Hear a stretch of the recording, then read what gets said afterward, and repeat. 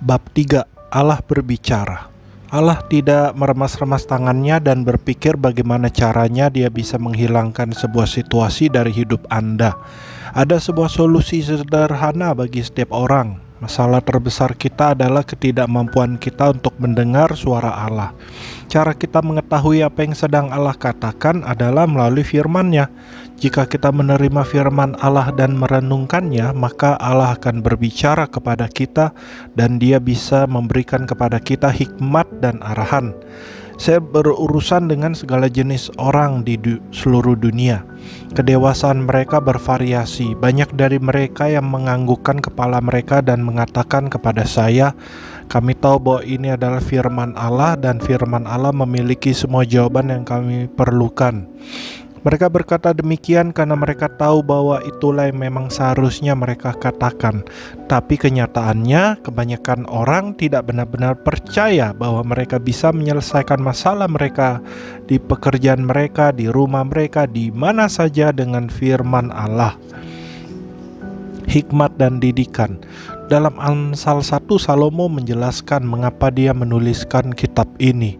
Untuk mengetahui hikmat dan didikan, untuk mengerti kata-kata yang bermakna, untuk menerima didikan yang menjadikan pandai, serta kebenaran, keadilan, dan kejujuran, untuk memberikan kecerdasan kepada orang yang tak berpengalaman, dan pengetahuan serta kebijaksanaan kepada orang muda. Amsal 1 ayat 2-4. Salomo berkata bahwa kitab Amsal dimaksudkan untuk memberikan hikmat dan pengertian kepada mereka yang tidak memilikinya. Kemudian dia berbicara mengenai keuntungan yang diberikan oleh hikmat dan pengertian ini pada Anda, dan untuk menghindari hal buruk. Kebenaran yang ada dalam kitab Amsal ini saja akan memberikan didikan kepada Anda mengenai segala hal. Hadiah memberi keluasan kepada orang, membawa dia menghadap orang-orang besar. Amsal 18 ayat 16. Ayat ini berbicara mengenai sebuah hadiah yang diberikan kepada seseorang. Sisi negatif dari kebenaran ini adalah sebuah sogokan atau suapan. Sangat mudah untuk dimengerti bagaimana sebuah sogokan bisa mempengaruhi orang-orang dan mengubah berbagai hal. Tapi hadiah memiliki sebuah potensi besar untuk pengaruh yang positif juga. Amsal lain mengatakan, "Usirlah si pencemooh, maka lenyaplah pertengkaran dan akan berhentilah perbantahan dan cemooh." Amsal 22 ayat 10. Saya telah menerapkan ini pada pelayanan saya. Ketika ada masalah di antara orang-orang, carilah orang yang menjadi akar dari permasalahan itu. Usirlah si pencemooh, si pengkritik yang mencoba mengacaukan segalanya. Maka pertikaian, perselisihan, dan cercaan akan berhenti. Gambaran sempurna. Melalui firman Allah, Anda bisa belajar bagaimana berurusan dengan orang-orang. Anda bisa memperoleh hikmat, entah Anda adalah seorang bos, pegawai, atau sales. Jika Anda adalah orang tua dan Anda sedang bergumul tentang anak-anak Anda, ada begitu banyak informasi dalam Alkitab. Saya belum pernah menemui sebuah masalah dalam hidup di mana firman Tuhan tidak menyediakan sebuah jawaban. Dan jika Anda mau menerima firman ini dan merenungkannya dan menaruh pengetahuan ini di dalam Anda, maka Roh Kudus pada waktu yang tepat akan memudahkan berbagai hal bagi Anda dan menunjukkan kepada Anda apa yang harus dilakukan. Allah berbicara kepada saya dengan cara ini. Inilah yang membuat hidup saya bergerak. Yang telah mengubah hidup saya adalah rasa cinta saya kepada firman Tuhan. Kadang-kadang saya menghadapi kritikan dari orang-orang yang berkata, "Anda mencintai firman Tuhan lebih daripada Anda mencintai Tuhan." Saya tidak memisahkan keduanya. Yesus adalah firman yang menjadi manusia yang tinggal di antara kita. Yohanes 1 ayat 14. Ketika saya mengatakan firman, saya tidak sedang berbicara tentang sebuah buku semata. Anda bisa merobek sebuah halaman dari Alkitab, bahkan bisa merobek seluruh Alkitab, tapi Anda tidak mengubah firman Allah. Perkataan yang ada di dalam Alkitab tersebut mewakili hati Allah dengan sempurna. Ketika saya membaca firman Allah, saya tidak sedang membaca sebuah buku mengenai Allah. Ini adalah apa yang Tuhan tuliskan kepada saya. Bahkan beberapa perkataan ini yang diperkatakan ribuan tahun lalu kepada orang lain, Dia ucapkan kepada saya dengan cara yang baru hari ini. Aku akan memberikan segalanya kepadamu. Allah memberitahu Yeremia, sebelum aku membentuk engkau dalam rahim ibumu, aku telah mengenal engkau, dan sebelum engkau keluar dari kandungan, aku telah menguduskan engkau. Aku telah menetapkan engkau menjadi nabi bagi bangsa-bangsa. Yeremia 1 ayat 5. Berapa orang membaca ayat itu dan berkata, ya, ini adalah ayat yang ditulis untuk Yeremia 3000 tahun yang lalu. Tapi kenapa Anda merasa gembira dengannya seakan-akan itu ditulis untuk Anda? Saya bisa memberitahu kepada Anda kapan dan di mana Allah mengatakan ayat ini kepada saya. Saat itu saya berada di sebuah apartemen di Kingsley Place di Dallas, Texas, 1973.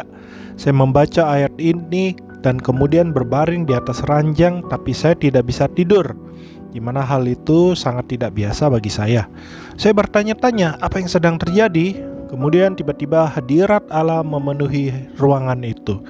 Hal ini terjadi tidak lama setelah Jamie dan saya menikah. Saya bangun dan masuk ke ruang keluarga kami. Allah datang kepada saya dan berkata seperti yang terjadi pada Salomo, aku akan memberikan semua yang kau minta. Jadi saya menjawab, aku menginginkan kemampuan untuk memperkatakan firman-Mu dengan efektif, sehingga itu bisa mengubahkan hidup orang banyak. Kemudian Dia menyentuh saya dan menuntun saya kepada Yeremia 1 ayat 5 yang mengatakan, sebelum aku membentuk engkau dalam rahim ibumu, aku telah mengenal engkau, dan sebelum engkau keluar dari kandungan, aku telah menguduskan engkau. Aku telah menetapkan engkau menjadi nabi bagi bangsa-bangsa. Kemudian Dia berkata kepada saya, sesungguhnya aku akan membuat perkataan-perkataanku menjadi api di dalam mulutmu, dan bangsa ini menjadi kayu bakar, maka api akan memakan habis mereka. Yeremia 5 ayat 14. Iya, Allah mengucapkan firman ini kepada Yeremia ribuan tahun yang lalu. Tapi Dia juga telah mengucapkan firman ini kepada saya. Sekarang firman ini menjadi milik saya. Anda bisa mengatakan apa saja, tapi kebenaran dari pengalaman ini berhasil dalam hidup saya. Saya melihat kuasa Allah bermanifestasi. Ini adalah sebuah cara penting di mana Allah telah berbicara kepada saya dalam hidup saya melalui firman-Nya. Hidup tidak mati. Berapa orang berkata, ya, saya mau Allah berbicara kepada saya di luar dari firman Allah yang sudah ada. Saya tidak perlu itu. Saya benar-benar percaya bahwa Allah telah menginspirasikan orang-orang untuk menuliskan firman-Nya. Banyak yang telah mengorbankan hidupnya untuk menjaganya. Banyak orang yang menganggap firman Allah sebagai sesuatu yang biasa saja. Mereka tidak menghormati dan menghargai firman sebagaimana adanya itu, yaitu sebagai perkataan Allah kepada kita. Itulah sebabnya mereka tidak mendapatkan keuntungan dari firman seperti yang terjadi pada saya. Percayalah, firman Allah memiliki segala sesuatu di dalamnya yang Anda perlukan untuk berhasil. Jika kita mau melakukan apa yang dikatakan firman dan merenungkannya siang dan malam, maka kita akan makmur dan berhasil. Yosua 1 ayat 8. Orang yang biasa-biasa saja tidak mempercayai kebenaran bahwa firman Allah berisi segala hal yang diperlukan untuk berhasil. Itulah mengapa mereka tidak merenungkan firman Allah siang dan malam, yang mana menjadi penyebab mereka tidak makmur dan berhasil lebih dari keadaan mereka sekarang. Banyak orang Kristen tidak menghormati firman Allah dengan melihatnya sebagai perkataan yang diucapkan Allah kepada mereka ketika mereka membacanya. Mereka melakukannya hanya karena kewajiban agamawi saja. Mereka tidak membaca firman Allah karena mereka mengharapkan Allah berbicara kepada mereka. Ketika saya membuka firman Allah, saya benar-benar melihatnya sebagai Allah yang sedang berbicara kepada saya. Dan memang seperti itulah kenyataannya. Itu semua adalah perkataan yang hidup. Alkitab itu hidup, tidak mati. Ibrani 4 ayat 12. Ada perbedaan antara buku ini dengan buku yang lainnya.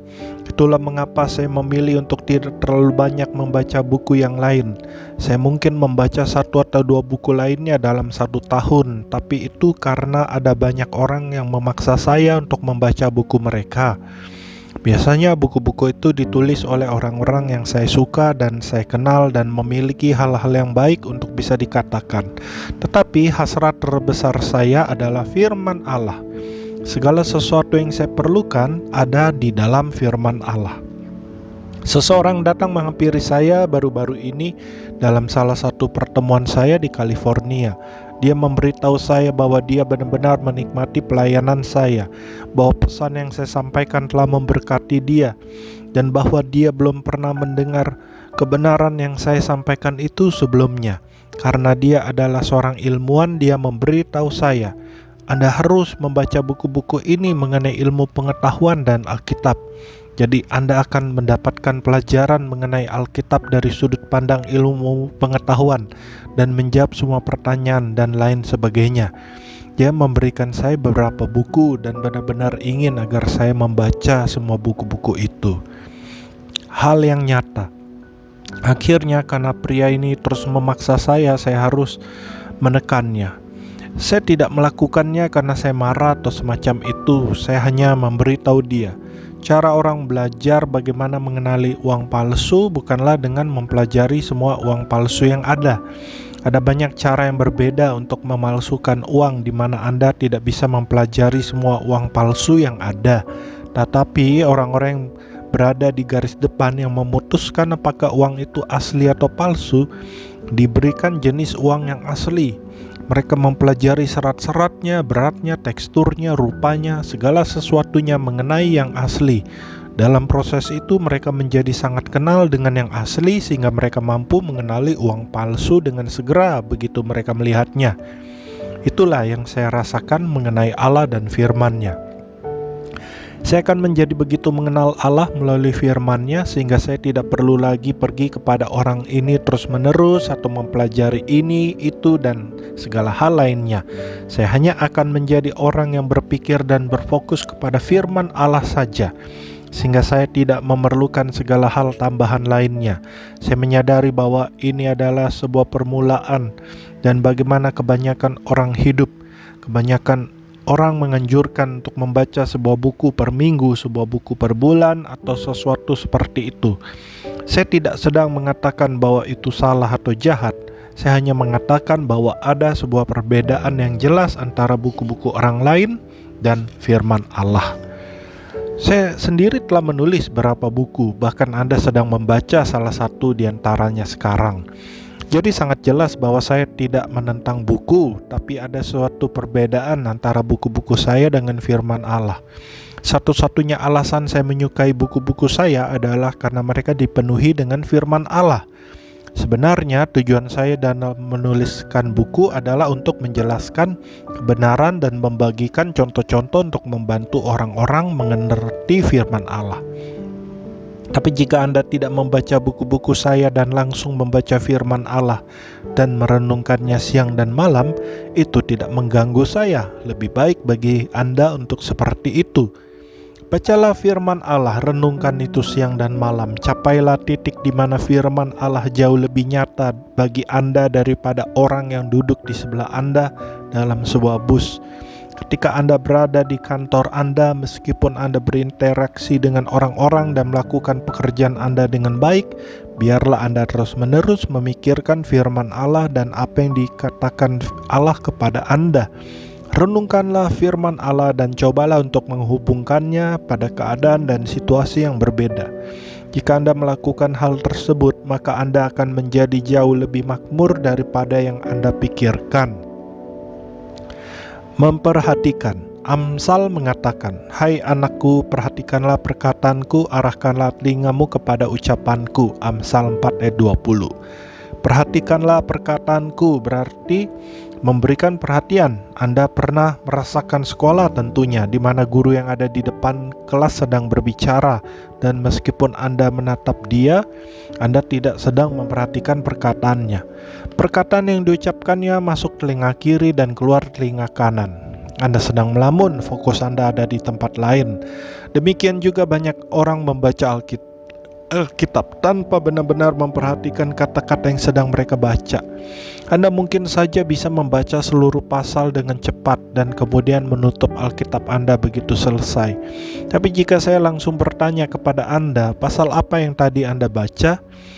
Ada di dalam kitab mana pasal itu? Anda mungkin tidak tahu jawabannya. Anda tidak bisa memberitahu saya apa yang telah Anda baca. Saya tidak sedang mencoba untuk menghakimi Anda. Saya hanya ingin Anda menyadari betapa seringnya Anda tidak memperhatikan perkataannya. Kehidupan dan kesembuhan. Ketika saya menekankan betapa penting dan berkuasanya firman Allah itu, orang-orang selalu kembali dan berkata kepada saya telah mempelajari Alkitab, saya telah membaca firman-Nya, bahkan saya telah membaca Alkitab seluruhnya, dan itu belum melakukan apa yang Anda terangkan kepada saya tadi. Untuk membuat firman Allah menjadi efektif dalam hidup Anda harus melakukan apa yang dikatakan dalam Amsal 4, yaitu memperhatikan firman Allah dan mengarahkan telinga Anda kepadanya. Kalimat arahkanlah telingamu tidak sedang memberitahu Anda untuk mengubah posisi kepala Anda. Itu berbicara tentang mendengarkan dengan hati Anda. Ini berbicara tentang fokus dan komitmen. Anda harus mendengarkan firman Allah dengan hati Anda dan bukan dengan kepala Anda. Tempatkanlah sebuah prioritas tinggi dan hargai firman Allah. Mulai ambil setiap kata dari firman itu sebagai sesuatu yang langsung berasal dari Allah bagi Anda. Perhatikanlah, sendengkanlah telinga Anda kepadanya. Kemudian setelah itu Anda akan mulai mendapatkan hasil seperti yang saya jelaskan. Hai anakku, perhatikanlah perkataanku, arahkanlah telingamu kepada ucapanku. Janganlah semuanya itu menjauh dari matamu. Simpanlah itu di lubuk hatimu, karena itulah yang menjadi kehidupan bagi mereka yang mendapatkannya dan kesembuhan bagi seluruh tubuh mereka. Amsal 4 ayat 20-22. Firman Allah adalah kehidupan. Tidak peduli betapa buruknya keadaan yang Anda hadapi, firman Allah adalah kehidupan dan kesembuhan bagi tubuh Anda. Bab 4. Diubahkan. Jika Anda sedang bergumul dengan depresi, Anda tidak sedang merenungkan firman Allah siang dan malam. Roma 8 ayat 6 mengatakan, karena keinginan daging adalah maut, tetapi keinginan roh adalah hidup dan damai sejahtera. Jika ada kematian dalam bentuk apapun juga yang sedang bekerja dalam diri Anda, termasuk depresi, kecil hati, kemarahan, tidak mau mengampuni, kepahitan, dan lain sebagainya, itu karena Anda telah menanam kematian. Saya tidak mengatakan ini untuk menghakimi Anda, tapi lebih untuk memberikan pencerahan kepada Anda dan menunjukkan kepada Anda di mana sumber permasalahan itu berada. Ingat contoh yang saya berikan sebelumnya ketika saya mengatakan bahwa saya tidak perlu bersama dengan Anda ketika Anda menanami kebun Anda hanya untuk mengetahui apa yang telah Anda tanam. Yang perlu saya lakukan hanyalah berada di sana ketika tanaman itu bertumbuh untuk mengetahui jenisnya. Jika Anda memiliki kematian dalam hidup Anda, jika Anda merasa depresi, kecil hati, marah, atau kepahitan, Anda belum merenungkan firman Allah. Pemikiran roh hanya akan menghasilkan kehidupan dan damai sejahtera. Minum pil pahit firman Tuhan. Yesus berkata, perkataan-perkataan yang kukatakan kepadamu adalah roh dan hidup.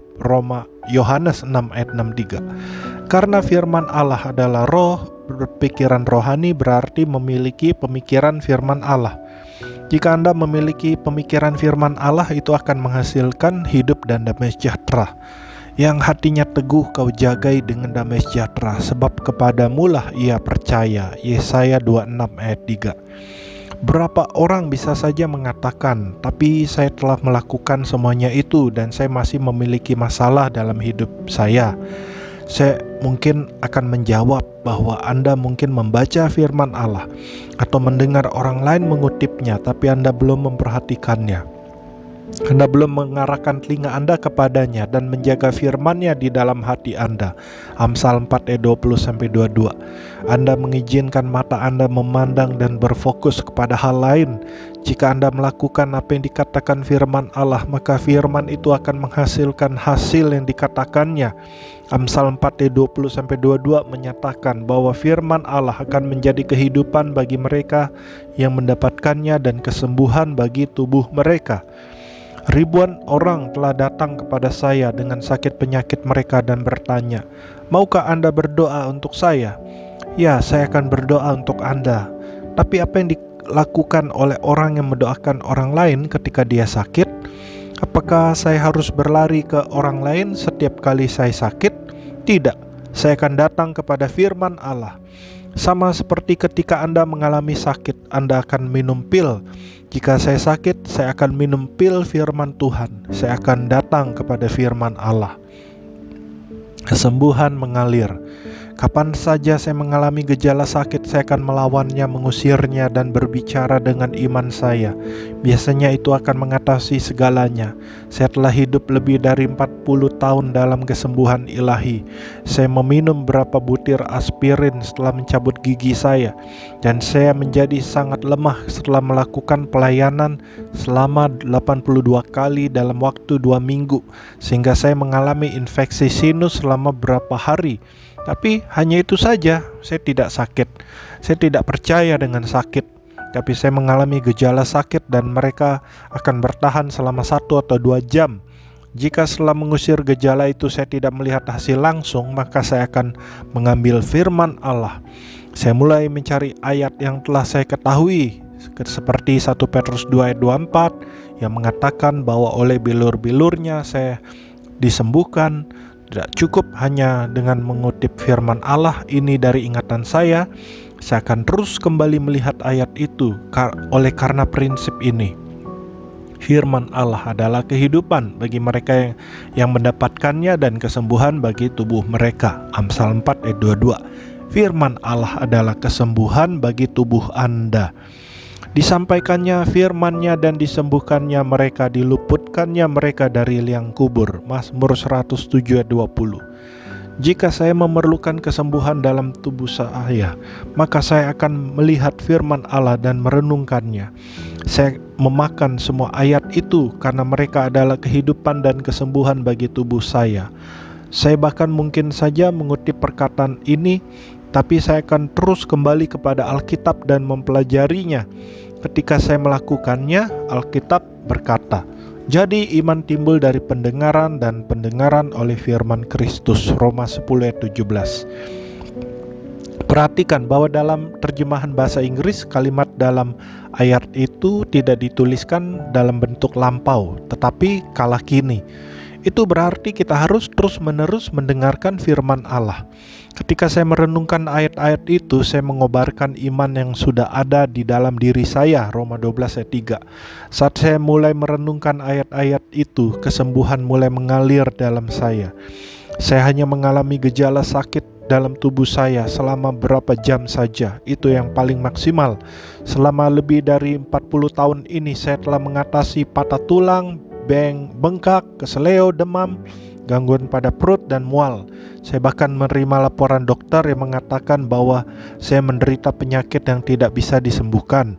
Tapi dalam beberapa jam setelah mengunjungi dokter itu, saya sembuh. Saya telah mengalami kehidupan menjalani hidup seperti ini selama bertahun-tahun, yaitu mengizinkan firman Allah untuk membawa kehidupan dan kesembuhan pada tubuh saya, dan itu berhasil. Inilah yang diajarkan firman Allah mengenai dirinya. Tetapi kebanyakan orang, bahkan mereka yang mengatakan firman Allah itu sangat penting, tidak hidup sepertinya firman itu penting bagi mereka.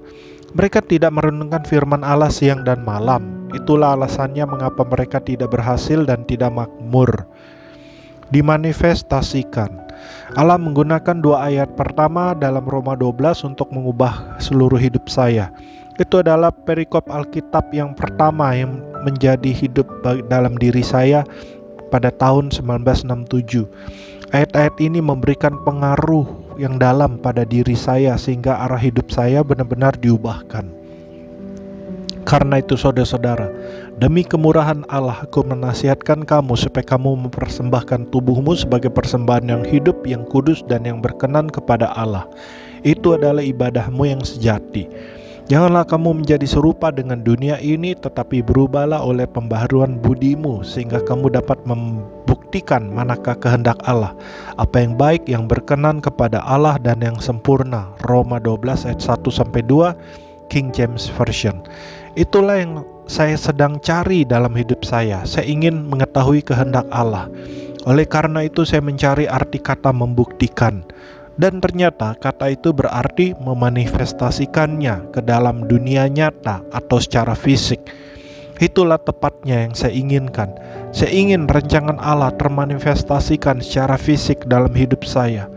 Saya tahu bahwa Allah telah memiliki rencana untuk hidup saya. Saya percaya itu. Saya hanya tidak tahu apa rencana itu. Rencana itu belum termanifestasikan dalam indera fisik saya. Saya percaya rencana itu ada di sana, di suatu tempat. Saya hanya ingin rencana itu termanifestasikan. Jadi selama berapa bulan saya berfokus pada pasal ini. Saya ingin hasil yang dijanjikan di akhir ayat 2, bahwa saya akan memanifestasikan ke dalam tubuh fisik saya kehendak Allah yang baik, berkenan dan yang sempurna. Jadi saya kembali ke ayat 1 dan ke awal ayat 2 untuk melihat apa yang harus saya lakukan untuk mendapatkan apa yang saya inginkan. Ayat 1 secara radikal mengubah hidup saya dan memberikan arahan yang baru bagi saya. Setelah merenungkannya selama 3,5 bulan, saya mengalami pengalaman di mana Allah mencurahkan kasih-Nya ke dalam hidup saya. Hal ini terjadi pada 23 Maret 68 dan itu benar-benar mengubah arah hidup saya. Sejak saat itu saya tidak pernah sama lagi. Meskipun pengalaman bersama Allah itu penting, saya akan kehilangan keuntungan dari perjumpaan dengan Allah ini jika saya tidak terus bertumbuh dalam pengetahuan akan firman Allah. Anda mungkin bergumul untuk mengerti hal itu, berpikir, oh jika saja saya bisa bertemu dengan Allah, jika saja saya mendapatkan penglihatan, atau jika saja Allah muncul di hadapan saya, maka hidup saya pasti tidak akan sama lagi. Saya mengalami perjumpaan dengan Allah beberapa kali, tapi saya ingin memberitahu Anda bahwa Anda tidak bisa hanya hidup berdasarkan suatu pengalaman atau emosi. Sudah lebih dari 40 tahun sejak saya berjumpa dengan Allah dengan cara demikian. Jika semua yang saya lakukan hanya berdasarkan sebuah pengalaman yang terjadi pada saya 40 tahun yang lalu, maka saya akan menjadi kering, mati, dan tidak bergairah sekarang ini.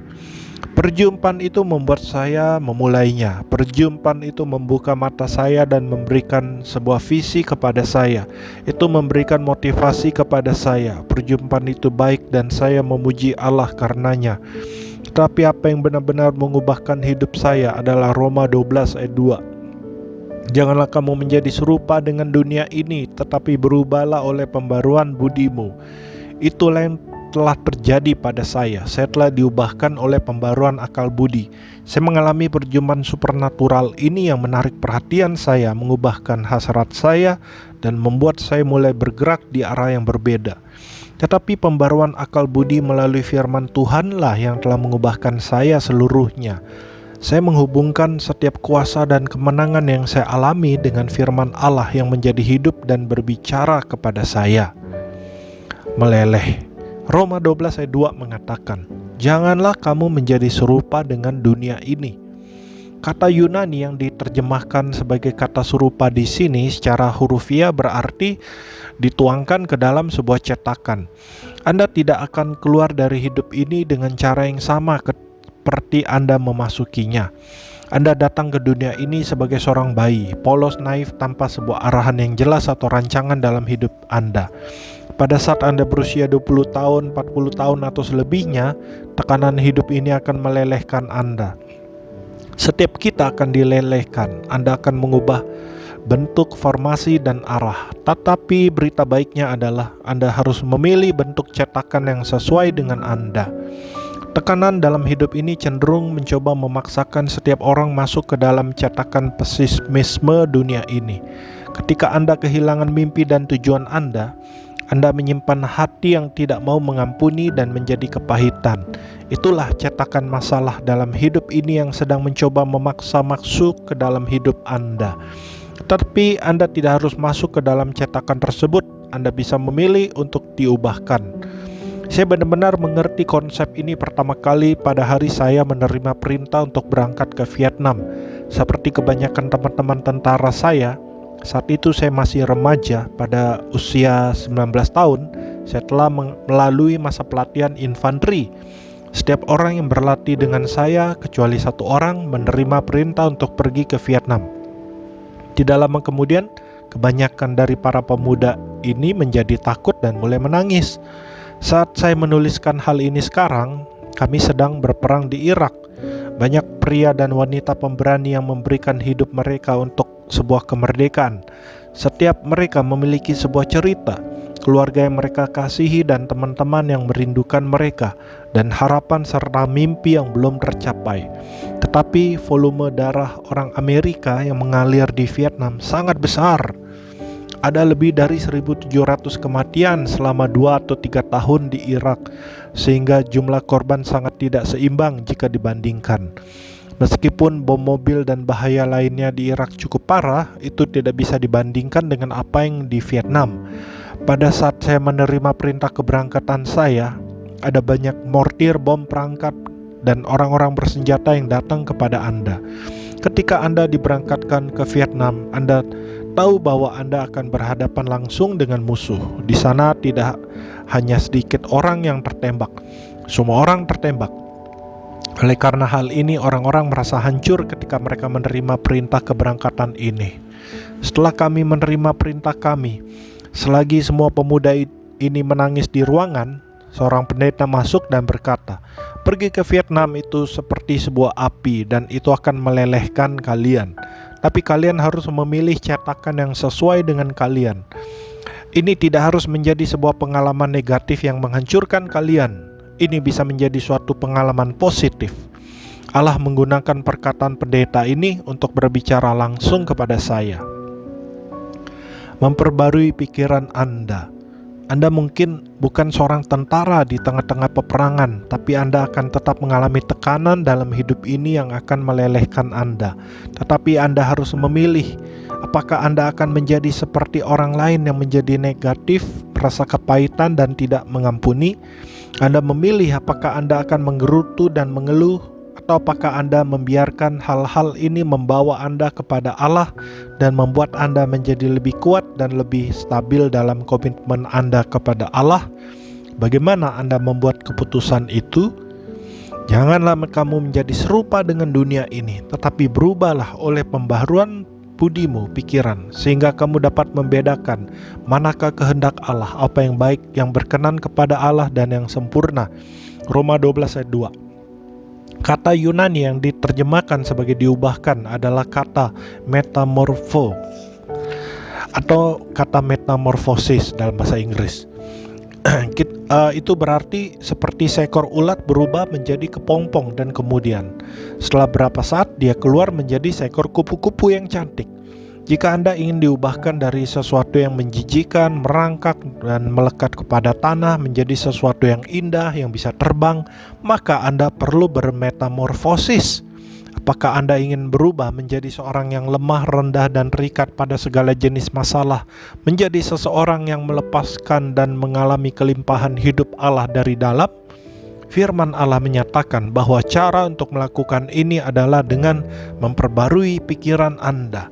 Anda harus memperbarui pikiran atau akal budi Anda dengan firman Allah. Anda tidak bisa hanya menghentikan pikiran Anda dan tidak memikirkan apapun. Terkadang ketika Anda bertanya kepada seseorang yang apa yang sedang mereka pikirkan, mereka akan menjawab tidak ada. Kebenarannya adalah mereka sedang memikirkan sesuatu. Anda tidak bisa untuk tidak berpikir. Pikiran Anda itu selalu berjalan terus, bahkan ketika Anda sedang tidur. Pikiran bawah sadar Anda akan menginspirasi mimpi-mimpi. Entah Anda sadar atau tidak, Anda tidak bisa mematikan pikiran Anda dan menjadi tidak berpikir. Yang bisa Anda lakukan adalah memilih apa yang akan Anda pikirkan, hal-hal yang dari Allah atau hal-hal dari dunia ini. Hal-hal dari dunia ini bisa jadi hal-hal yang alami dan berbentuk fisik. Mereka tidak harus hal-hal yang jahat, porno, buruk, tidak kudus. Mereka bisa jadi hal-hal yang bersusila. Mereka tidak harus selalu hal yang buruk. Tapi jika Anda dipenuhi dengan hal-hal dari dunia ini, maka Anda tidak akan pernah mengalami perubahan itu. Hal terbesar di dunia ini. Jika Anda ingin pikiran Anda diubahkan seperti seekor ulat menjadi seekor kupu-kupu, caranya adalah dengan menaruh pikiran Anda kepada Allah melalui firman-Nya. Jika Anda ingin dituang ke dalam cetakan Allah, Anda harus melakukannya dengan firman Allah. Tidak ada sistem lain yang menggantikan cara tersebut. Sekarang Anda bisa mengalami jamahan dari Allah. Dia mengasihi kita, dan terutama di masa-masa krisis kita bisa berseru kepadanya dan Dia akan menjamah kita. Berapa orang menyebut ini sebagai sebuah manifestasi ilahi. Anda bisa saja berjumpa dengan Allah. Allah bisa saja berbicara kepada Anda dan itu akan menjamah hidup Anda. Tapi saya menjamin Anda bahwa jenis pengalaman emosional semacam ini hanya akan bertahan sesaat saja. Anda tidak akan pernah bisa menopang sebuah hubungan dengan Allah, dan tentu saja tidak akan bisa diubahkan jika Anda hanya mengalami pada level emosional saja. Anda harus memperbarui pikiran Anda. Jika Anda ingin diubahkan untuk jangka waktu lama dan melihat kehidupan Anda berubah, maka Anda harus dirubahkan oleh firman Allah. Anda harus memperbarui pikiran Anda. Berapa orang berkata, itu kelihatannya membatasi bagi saya. Bagi saya, itu sangat mengagumkan. Saya sangat mencintai kebenaran ini karena kebenaran ini sangat sederhana. Semua yang harus dilakukan untuk perubahan adalah Anda merenungkan firman Allah siang dan malam. Yosua 1:8. Jagalah selalu firman Allah dan kebenarannya dalam pikiran Anda. Ulangi terus selalu kebenaran itu. Jaga agar pikiran Anda tetap pada firman Allah, bukan sesuka hati saja. Jika pikiran Anda terus tetap pada firman Allah dengan merenungkan firman Allah, maka tanpa perlu usaha, secara otomatis kehidupan Anda akan mulai berubah. Berapa orang benar-benar bergumul dengan mempercayai bahwa ini benar. Jika itu adalah Anda, maka jangan percaya sampai Anda mencobanya. Saya telah mencobanya. Saya telah menghabiskan ribuan, puluhan ribu, bahkan mungkin ratusan ribu jam untuk merenungkan firman Allah. Tidak ada yang lebih menantang dan menginspirasi saya daripada firman Allah dan mendengarkan Dia berbicara kepada saya. Tiba-tiba saya mengenali suatu penerapan antara prinsip-prinsip yang saya lihat dalam Alkitab atau sebuah kehidupan tokoh dalam Alkitab dan hidup saya sendiri. Tuhan memberikan sebuah koneksi langsung antara firman-Nya dan kehidupan saya. Hal terbesar di dunia ini bagi saya adalah melihat atau mengalami Allah yang berbicara kepada saya melalui firman-Nya. Sebuah hasil tambahan, bukan sebuah sebab. Banyak orang Kristen tidak merasakan hal yang sama mengenai firman Allah. Mereka membaca Alkitab, mereka mungkin tidak merasa Alkitab itu membosankan, tapi itu tidak merangsang mereka seperti sebuah novel.